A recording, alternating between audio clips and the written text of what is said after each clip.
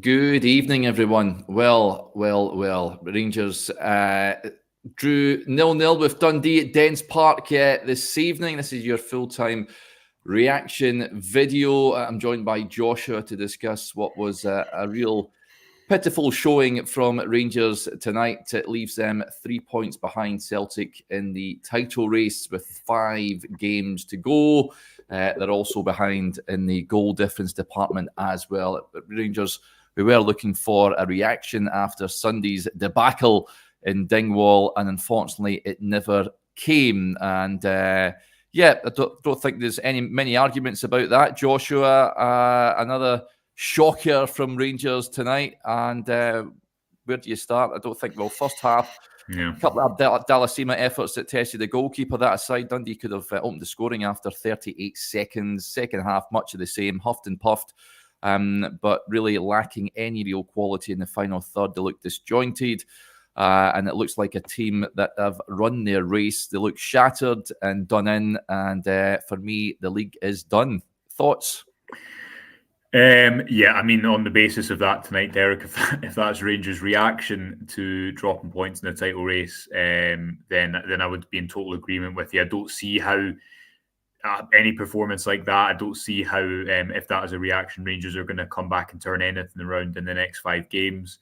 We heard noises, obviously, in the pre-match press conference about, the next 6 games being must-win, and Todd Cantwell was speaking to Rangers TV pre-match about the need for a reaction, and for whatever reason, it just didn't arrive. I mean, that wasn't a game where I've not heard what Clement has to say about the game yet on any of his interviews. You'll be able to get his whole press conference on the YouTube and website very soon. But that wasn't a game, Derek, where Rangers had, I can't think of a single real opportunity they had in that second half. Dessers forced a save out the goalie, but that aside, that was a shot from 16 to 18 yards, maybe outside the box, if memory serves. It wasn't a clear-cut opportunity. It wasn't until I think the final 10 minutes that they were able to build any sort of momentum around the Dundee box. So a bad day, a really bad day for Rangers after a terrible day on Sunday. I don't really think there's too much defending it whatsoever, and I'll be interested to see what Clement has to say, because he needed the reaction from his team today, Derek, and even if Rangers didn't play well, they needed to win. That was a really, really bad way to fall further behind in the title race. And as you say, not only are Rangers 3 points behind, they're behind on goal difference, and suddenly the prospect of Sunday is looking slightly alarming. Yep. Listen, the season could be over by Sunday. I tweeted something at full time. Horrific display from Rangers tonight. Hearts will fancy their chances at Hampden. I fancy Hearts to get a result over this Rangers team, and I wouldn't bet Rangers to win one of the remaining 5 league matches, never mind all 5, which is what they're going to have to do. They look absolutely shattered. Connor Davidson has listened to Clement's interview on Sky. There's a few comments coming in about it. I've yet to hear it, but he says, what was Clement's interview about there? That was a reaction, and we bossed the game, apparently. Is he for real? Made a few changes tonight, Joshua, the manager. I think he had to, after what we witnessed at the weekend. Kemar Roof led the line. He brought in Tom Lawrence alongside John Lundstrom with Dujon Sterling at left back.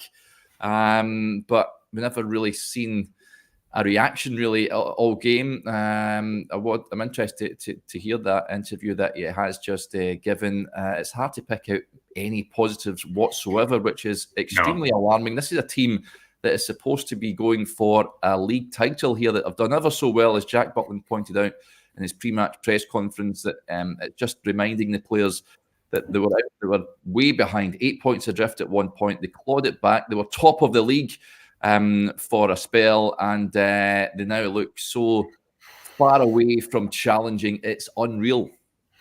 Yeah, I was having a conversation with someone yesterday after the press conference, and I was saying that I think the reason, naturally, when you lose a game like Rangers did on Sunday in a title race, Derek, the frustration is always going to be pretty intense. But I think why people are even more frustrated is that they had that trust had started to build up with a lot of members of this team over a number of months, and it will feel like over the last couple of games to people that they've been entirely let down again, because it feels like Rangers have just hit their worst run of form really of the season, apart from the start of the season, this is up there with it, isn't it? That first 8 games where they lost 3 games in the league. They've had a terrible run of form in amongst the Europa League ties, obviously losing at home to Motherwell ever since that Hearts game at home, and then going away to Kilmarnock. It feels as if Rangers have been on a bit of a downwards curve. It feels like Clement's options have started to catch up with him somewhat. I have sympathy with him to a degree because you look at how much he's had to rotate. He's not been able to play his strongest side. I don't think he's really had a strongest side. And he's been working with limited options all season. He's been able to raise expectations. But again, when you go and then put in a performance like that tonight and like they did on Sunday, where it's not so much about Rangers being unlucky, but there's so many elements missing from that performance. I thought the play they had in possession tonight there, it was so erratic. There was that spell where Goldson put the ball out of play about 3 times. And it felt very similar to the Ross County game. I couldn't believe when Rangers conceded that chance after 30 seconds. You know, at the weekend up at Dingwall, they conceded a chance to George Harman at the back post after a minute. And in the second half, they concede a chance after 1 minute and they're eventually punished. That happens again today. So many elements missing from all those performances. So while it's important to remember the overall context of, yes, as Jack Butland said, they've done fantastically well to get into this position. To let themselves down, I think, in this manner is what will be the most frustrating element, I'm sure, for Clement and members of the team, because they have put so much work in over a number of months to get themselves into this position. And over the last 2 games, in games where you expected them to do better, it's not a trip to Rugby Park that's tripped them up. It's a home game against Motherwell, an away trip to Dingwall, and tonight an away trip to Dens Park that has them now 3 points behind, having got to the top of the league, as you say.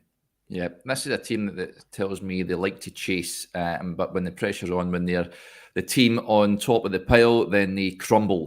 Lewis McKenzie, with a point, says the mentality of the team is dismal, so weak-minded, always bottle it when it comes to must-win crunch games. Enough is enough.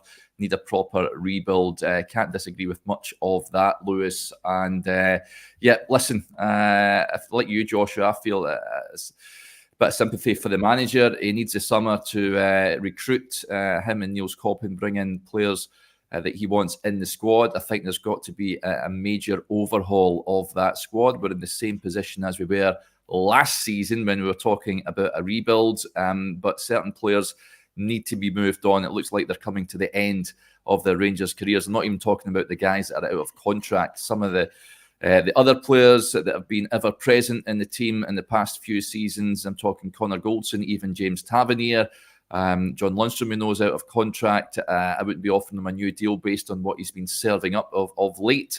And there's others in that squad that should shoulder the blame as well.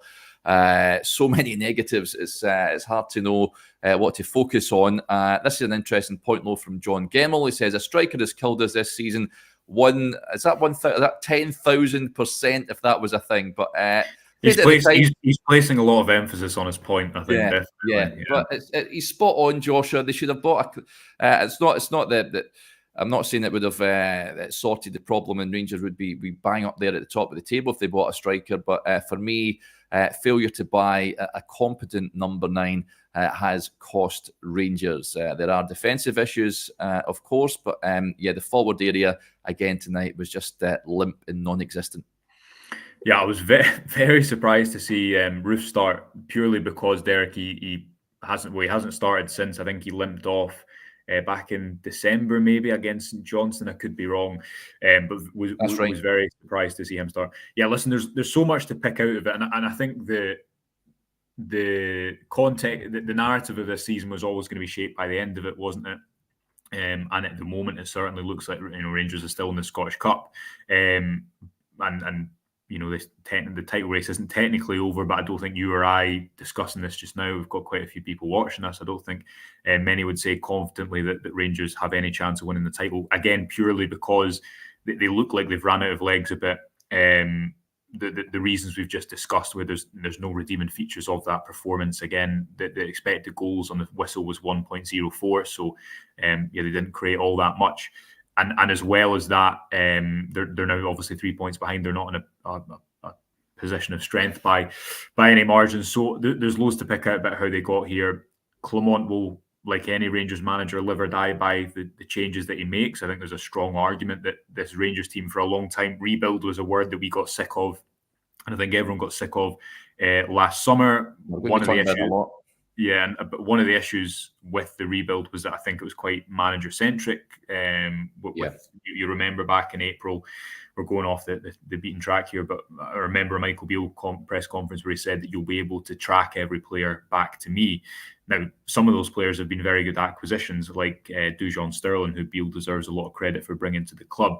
But there's been huge issues with Rangers recruitment, with their squad building that we've spoken about, and we speak a lot on this channel, but we've spoken about for a number of months, if not years now, that has led to a number of different managers, a number of different styles, but still the same core of the team. So Clement will absolutely have to make big decisions in the summer. That's why Rangers have brought in someone in Niels Koppen who is ahead of recruitment instead of just a sporting director, purely because, as John Bennett said at the most recent AGM, that's an area that has only had sporadic wins when it needs to have consistent wins. But the squad building over a number of years has been really poor, and I think that's a point. Clement has, for the first 5 months of his tenure, really got the most out of this squad, and I think that's pretty undeniable. Over the last month, things haven't nearly gone as well. It feels like they're tired. It feels like things have caught up with them. It feels like his options have been limited. I think he's got certain decisions wrong, like at the weekend, not making changes at halftime. But when you say there, does he have big decisions to make in the summer? You have to say that, of course, he does, because Rangers have had a lot of managers over the last few years, but they've had quite a similar group of players. Logic would tell you everything needs to evolve at some stage, and I'm sure that Clement, who everyone knows will want to be really successful at Rangers, he'll know that he has to make bold decisions, and I'm sure he won't be afraid of that going into the summer. And I'm sure, as he referenced at his press conference yesterday, these games will all be learning curves for him in the decisions that he does make moving forward. Because while he didn't say that his team were on trial as such, speaking at yesterday's press conference, I don't know if you picked up on it, but he did hint that in effect, people, of course, are playing for futures over the duration of the next 6 or 7 games, depending if Rangers make the Scottish Cup final. And yeah, wasn't a good audition for a few tonight, was it? No, it absolutely was not. It's just staggering the drop-off. I mean, they've just fallen off a cliff, haven't they? I mean, we have seen it in this Rangers team over the years. There has been a major drop-off at some point in the season. We just felt, I think we all believed with the new manager coming in, he got the team firing, got them top of the league again, that this could be different. But unfortunately, they've reverted to type once again. Let's get a few comments come in about Fabio Silva. Andrew Webster says, why on earth is Fabio Silva still playing? Tell you this, Wolves are not going to get anywhere near the money they paid Porto for it. They paid to get him back a few years ago. He's been awful, Joshua. I don't know what he's supposed to be doing, and he's got no killer instinct up top. And we have, Benfica aside away, he's offered very little, brought off again tonight. And I said when I was on with Chris, when we done a team news reaction video, I said it was a big night for Fabio Silva. He was disappointing at the weekend. I'm failing to see what he is bringing to the team. What do you make of his performance tonight? I think he looks like a player who's playing out of position. For me, Derek, looking at that team tonight, the reason I was surprised, I was sure that one of McCausland or Matondo would come back in. Not because I thought Matondo was poor when he came on, but because in that game tonight, which was quite chaotic, there wasn't much control. I don't think the Rangers had in that game. I think you want people who can, win their duels one-on-one, or who can outrun people, or who maybe are when they're isolated in space can do something. And for me, looking at that lineup, Dujon Sterling was really the only one within that. Sterling and Sima were the two in that complement who kind of fitted that bill. I think if you look at a game like tonight, it really strengthens the argument that Rangers missed Mohamed Diamande. For me, I know he's split opinions somewhat since he came to the club, but he's been thrown right in, and I think he's seen he's a good player. Really missing Ridvan Yilmaz, who is, we spoke about it this morning or yesterday, I think he's been Rangers' best player before he was injured in this calendar year, and you see how important he's been now that he's out. I think the difficulty for someone like James Tavernier, who was trying to move inside the pitch a little bit tonight. It's difficult to run that game from right back. Rangers need someone in that centre of midfield, and it's been a presiding issue for a long, long time. They need someone to run games. I think as simple as it is, when they have that much of the ball, it's cliche and you hear it on commentary, they need someone to grab the game by the scruff of the neck. I don't think it's as simple as that. But what I do think they really lack and have lacked at points for a number of years, and maybe not so much over this last spell with Clermont over the past few months when they've been winning games, but when they have the ball in front of a block, when they need someone to really run the game in possession in the middle, they don't have that, because I don't think that's what John Lundstrom's game is about. And I know he's in a bad moment. He's had a better period under Clermont up until about February, but his game is not, and I don't think is ever going to be someone who, when he's trying to break a team down, he's your number 6. That's a specialist position. That's not what he was signed to do, Derek. He was signed to play in that kind of right-sided role under Gerrard, be someone who had an engine in Europe, which he has done. But again, I think there's been a real gap at the base of midfield for Rangers for a number of seasons, and that comes down to squad planning. And it might be slightly reactive to seem as though we're talking about it now, but when a title bid has fallen apart so dramatically in the last couple of games, I think it's totally legitimate, as has been the case against Ross County and Dundee.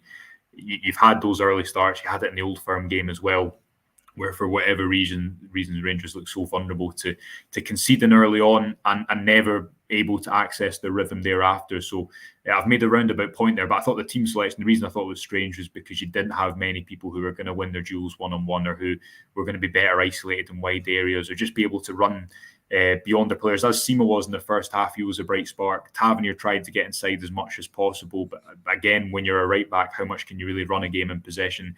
They need to solve that issue in the summer. They need to solve that midfield. It's been an issue for much longer than Clermont's been here. Yeah, Dujon Sterling should have been in midfield again tonight. And I mean, Ben Davis was on the bench. They should have had someone at left back. He's wasted out there for me. Rangers need legs in the middle of the park. And again, midfield pretty much non-existent tonight. Damien with a point. Don't be speaking about Rangers missing players. This team should be more than capable of beating Ross County and Dundee. Absolutely, Damien, which leads me to think there's something not quite right in that dressing room, Joshua. I don't know what it is, but this is a team that aren't fighting for each other, that aren't running through brick walls for the manager anymore. There looks to be a bit of unrest between the players. And listen, it's just about getting to the summertime now. What happens between now and the end of the season? Who knows? If Rangers can somehow manage to beat Hearts at the weekend, then we've got a Scottish Cup final to look forward to. Hopefully get a bit of form back in the next 5 league games of the season. But I have my doubts with this group of players. Where do Rangers go from here? Yeah, well, I don't know. Try and get to the Scottish Cup final. Obviously, contextually, Derek, like if you'd said when Clermont came in, look, he'll let's say hypothetically he gets to the Scottish Cup final or he wins the Scottish Cup, which I realise saying that on the basis of tonight seems highly unlikely. But let's say when he came in, he's going to win a cup. He's going to get to the final of another cup. He's going to run the title race pretty close. You'd probably say back in October, I'm surprised he's got that out of this season. So it is important to remember that, as much as it won't, people won't feel like suggesting that tonight. I think he's overachieved with this group of players, and that's shown in moments like tonight. Injuries have been difficult. Oscar Cortez, Stevie and I spoke about that the other day, didn't we? He's been a huge miss. Ridvan Yilmaz as well. Nico Raskin's a strange one, because Mohamed Diamande, when he was signed in January, the noises kind of were, there's a lot of surprise at Rangers moving for a central midfielder, because they seemed quite heavily stocked in that position. But Raskin not coming on at any point tonight. Yeah, I think something's off there. Again, not getting on. Yeah, but I think again that speaks to the wider issue of why you need a director of recruitment, why Clermont is playing catch up, because Raskin was signed last January, and this time last year he was a centre point of the Rangers midfield. Because there's been so much jumping from manager to manager and recruitment based on different managers' playing styles, you get this type of squad which Rangers have at the moment, with Tom Lawrence playing in a position he's not played throughout his whole career. Kieran Dowell was the same at the weekend. With Sterling, you're saying he's wasted at left back, but he could feasibly be in 3 different positions tonight. That's the reality, because Rangers are so short in so many different positions. I think Clermont has done a good job, a really good job up until February and March of plugging those gaps and getting the most out of this group. this is the first time I think where you've looked at it and you've thought it's a return to the type of situation you inherited. And you can't deny that, because tonight was supposed to be about a reaction. And obviously that didn't happen. Sunday's going to tell us a lot, but then we said that about tonight, didn't we? So I think you really need to wait and see what happens on Sunday before you make any real big judgments. Yeah, they've reverted to type, unfortunately. Yeah, I agree. I think he's overperformed with this group of players, over-exceeded all their expectations. Incidentally, that was one of the questions posed when me and Chris were on the show this morning. Would 2 cups constitute a successful season? I think, given where Rangers were and where they are now, I think it will certainly bite your hand off for that. I mean, the league title is still on. There's a comment coming in there. It said it's not time to play the youths just yet. I get that, but there's going to have to be a remarkable turnaround. The last 2 games have been totally an absolute shock. Rangers nowhere near the levels required. There's a few points coming in. Andrew says, feel for Josh if you've got to rewatch that, mate. That is going to be a hard watch. I might miss it out, and I don't know, maybe speed watch it. But the thing is, I don't think there's much to learn from that game, is there? It's not as if a game like the weekend, I think there's a lot of interest. We spoke about the counter-attacking situations Rangers were conceding, and there's maybe interesting themes out of it. Tonight just felt like a nothing game, where there was no control. And I don't know. I don't know how much we'll learn from watching it again, to be honest, Andrew. So thank you. Yeah. Thanks to the Celtic fan who's donated to the channel. I'm not going to read his comment out, but thank you for tuning in. That is much appreciated. Donated, a bit weird, but there you go. Denzel with the point says, I can't blame the manager. He had every right to expect more from the players. We need to invest and clear out, but where's the money? That's the thing, Denzel. Of course, we've seen obviously that you mentioned Diamande, Joshua. Part of the summer budget was spent on him. Celtic take the top spot, then they'll get the Champions League riches that come with that as well. So listen, Rangers, as we touched on there, it will be an overhaul in the summertime, but there's going to be a bit of tinkering. Rangers are going to have to move certain players out, certain players, as I touched on earlier, not just the out of contract guys, but guys that have been there for a number of years. It could be an even bigger overhaul than we witnessed last summer, Joshua. We're getting ahead of ourselves a little bit here, but I'm just looking at that team. Players that I would keep for next season: Butland, Sterling, and then of the starting 11, I'd sign Sima, and that's it. Suter I would keep, and then you're really struggling. The rest of the jury is very much out. Certain ones have looked like they have checked out, that's for sure. But listen, a hugely disappointing night for Rangers. So many comments coming in. We'll be on tomorrow morning. I think Johnny's going to come on with us as well, so we can dissect the game in more detail. But it's a hugely frustrating evening if you're a Rangers supporter tonight. They went up to Dens Park and flattered to deceive, never really looked like winning at any stage, and come back down the road 3 points behind Celtic, 5 league games remaining. Celtic, is it 5 or 6 goals ahead they are at this moment in time, Joshua? They're a fair few goals ahead of Rangers. A few anyway. Yeah, so I mean, they can even afford to lose to Rangers at Parkhead. And this Rangers team aren't going to Parkhead and picking up a positive result. I'll tell you that right now. So, Philippe Clement has his work cut out. As I mentioned earlier on, we'll hear from him. Chris is in the press conference as we speak. So that press conference will be up on the YouTube channel shortly. So it will be interesting to hear what he has to say. But I will be on with Joshua and Johnny tomorrow, so we hope you can join us for that. It's not the most positive of shows this evening, and spoiler alert, tomorrow won't be either. But that is the joy, I guess, of following Rangers. It's never easy. We'll pick the bones out in more detail tomorrow. But thanks to everyone for tuning in. Big thanks to Joshua as well. Good night, folks. We'll speak to you tomorrow. Bye for now.